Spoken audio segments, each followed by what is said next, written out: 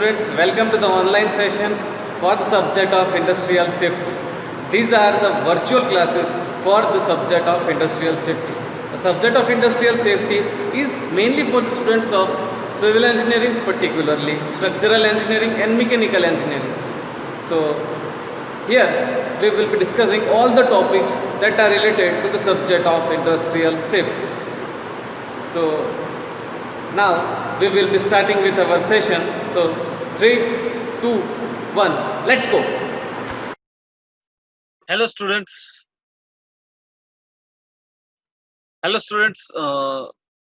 Welcome to our online session of industrial safety subject. This is the subject of semester 3 for the students of mechanical engineering and structural engineering. Okay, so we are now in module number 1. We have done previously 5 sessions regarding the industrial safety subject. Now we are in the 6th session.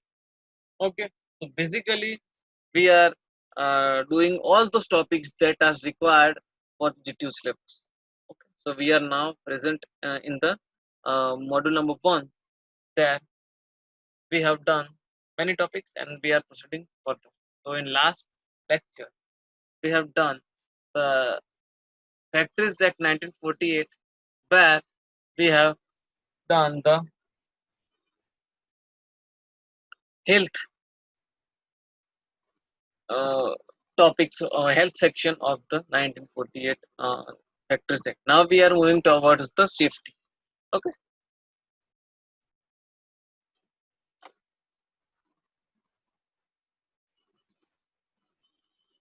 Yes.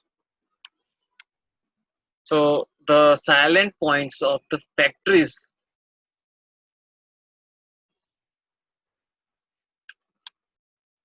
Act 1948 for health and safety. We are continuing with that topic, and in today's session, here we are doing with the safety. Chapter number 5, chapter number 4 of Factories Act 1948 deals with the provisions relating to the safety of the workers in the factory. So basically, this chapter number 5 of Factories Act 1948 deals with the safety of the workers that are working into the factory. The contents we are covering in this session will be fencing of the machinery, work on or near machinery in motion, employment of young persons and dangerous machines, striking gears and devices for cutting off powers, self-acting machines, prohibition of the employment of women and children near the cotton openers, hoists and lifts. Hoists and lifts. There will be also discussed. I'm sorry for repeating. Now, first of all, fencing and machinery. That is given in section number 21 of Factories Act 1948. According to this section 21 of the Factories Act 1948, in every factory, a dangerous part of all the machinery should be securely fenced. Means a proper care should be taken related to every dangerous part in the factory. All the factories have some dangerous operations, means parts that are very much critical and dangerous. So their proper fencing is required to be done so that it is properly observed and precautions should be made before the danger any hazard occurs. The section provides for fencing of the following machinery while they are in section means it is this section provides a fencing the following machinery when they are in use.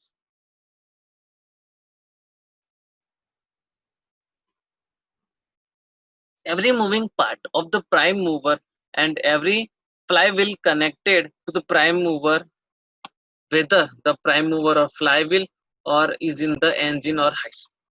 The head race and the tail race of the every water wheel and water turbine, any part of the stock bar which project beyond headstock of the lathe, and the following should be securely fenced. That is every part of the electric generator, a motor or a rotary converter, every part of the transmission machinery and every dangerous part of every machinery. These all things are required to be properly fenced so that any kind of a during accident no big hazard takes place. And as a result of this, the life of the workers working in the factory will be saved. Work on or near the machinery in motion. Examination shall be carried out only by specially trained male workers. Means proper trained workers are required, especially the male workers are required for carrying out the examination of the machines and all the things. They should wear tight fitting clothes. They should wear they should not wear loose clothes so that it's come in contact with the machinery when they are operating with these machines. So they should wear the tight. Such workers shall not handle a belt at a moving tool. No woman or a young person shall be allowed to clean or lubricate or adjust any part of the prime mover. Employment of the young person on the dangerous section. Okay, it's dangerous machine. Then this whole employment of the young person on the dangerous machines is given in section number 23 of the Factories Act 1948. In section 3, provides the young person shall be required or allowed to work at any time to which he has been fully instructed, as the dangers arising in connection with the machines and precautions shall is required to be observed, and has received sufficient training in work of the machine. Inadequate supervision by the person who has through knowledge and experience of the person. Means proper things are required to be carried out. Means a person is which is involved in the operation should have sufficient training in work at the machine. Means he should have proper skill of work, and he should be under the supervision of the person who has the thorough knowledge and experience of the machine. Striking gear and device for cutting off power. This is given in section number 24. Section number 24 provides that suitable striking gears or other efficient mechanical appliance shall be maintained and used to move driving belt to and from fast and loose pulleys, which form part of the transmission machinery, and such gear or appliance shall be so constructed, placed, and maintained so as to prevent the belt from creeping back onto the fast pulley. Further, driving belts, when not in use, shall be allowed to be rest and ride upon shafting in motion. Besides this, every factory suitable devices for cutting of powers in emergencies from running machinery shall be provided and maintained in every work room.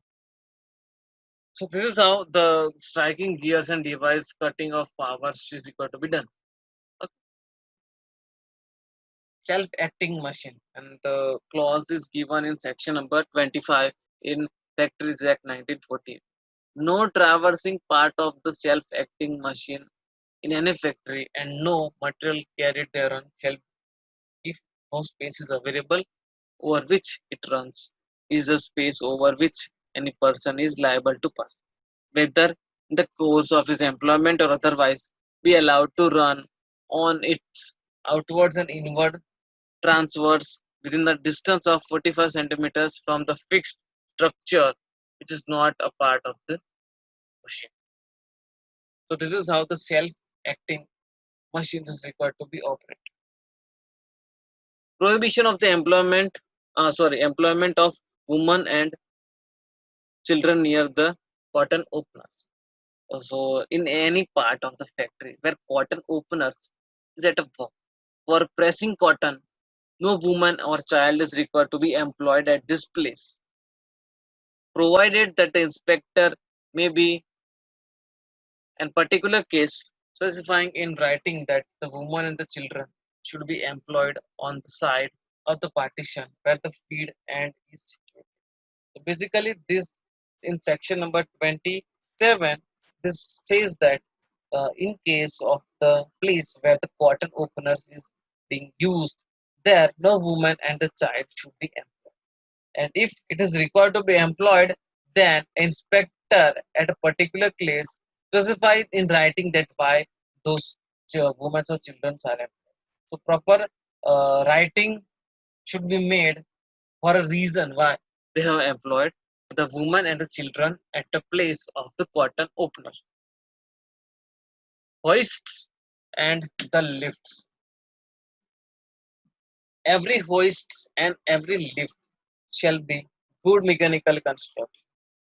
Means hoist and the lifts are basically used for lifting the machine. In factories, the hoisting equipment and lifting equipment are very much required for the lifting of the bulk of bunch of the materials that are being constructed in the industry.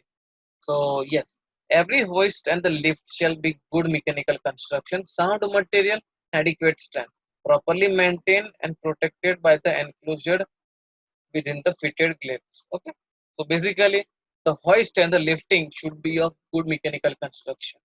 They should be properly designed. They should be sound designed. They should be adequately designed. They should be made up of the sound material.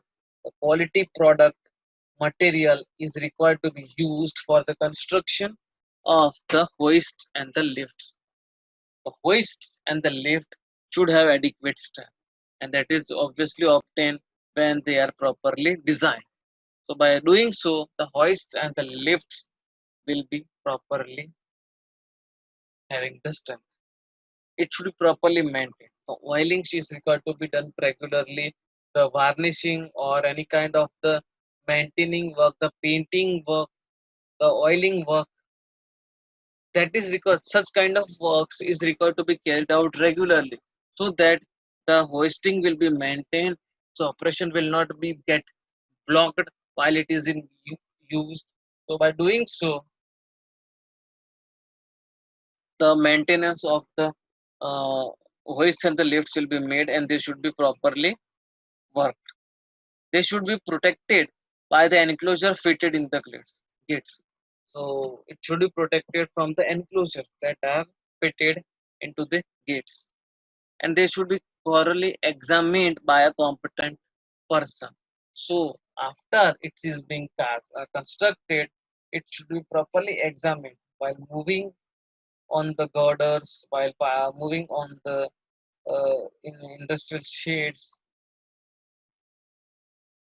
then while moving on the crane girders, while lifting, while moving of the hooks, uh, or by moving of the bucket for the lifting purpose, all the things is required to be properly examined by a competent person who has the sound knowledge of this equipment. So by doing so, we will be getting the proper hoist for our work. Okay. Now next, lifting machines, chains, ropes,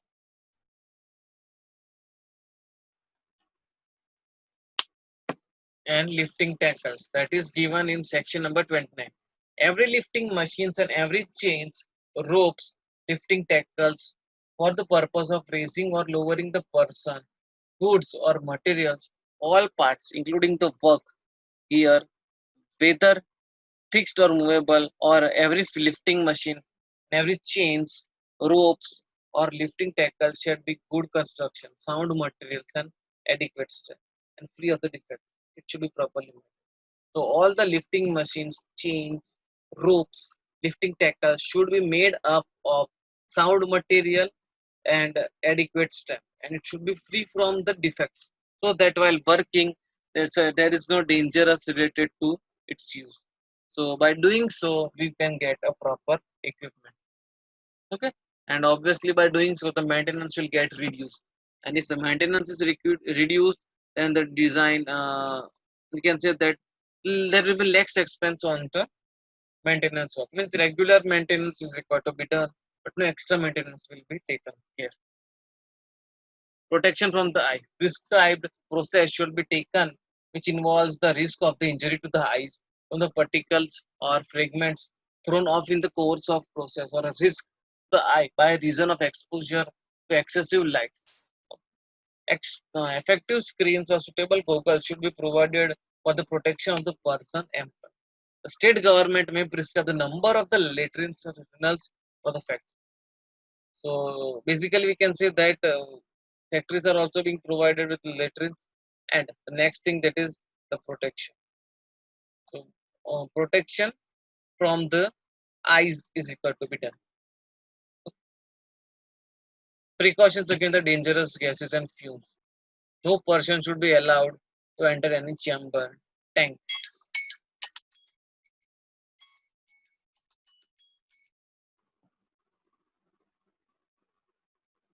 vat, pit, pipe, flue, or other gaseous confined space in any factory in which the gas, fumes, vapors, or dust are likely to be present.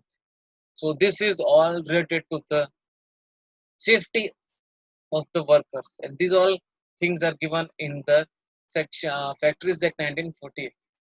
So thank you for attending this session. I will be meeting you in the next session. Thanks for attending. Hello students, so hereby we are coming to the end of our virtual class session of the subject of industrial safety. We have discussed a lot regarding the topics of the today's session. So if you have any kind of a doubts, if you have any kind of queries, you can send me your doubts and queries via mail. My mail ID will be in my channel. So check into my channel, like it, and mail me whatever the doubts you have. And thanks again for attending the session. See you in the next session.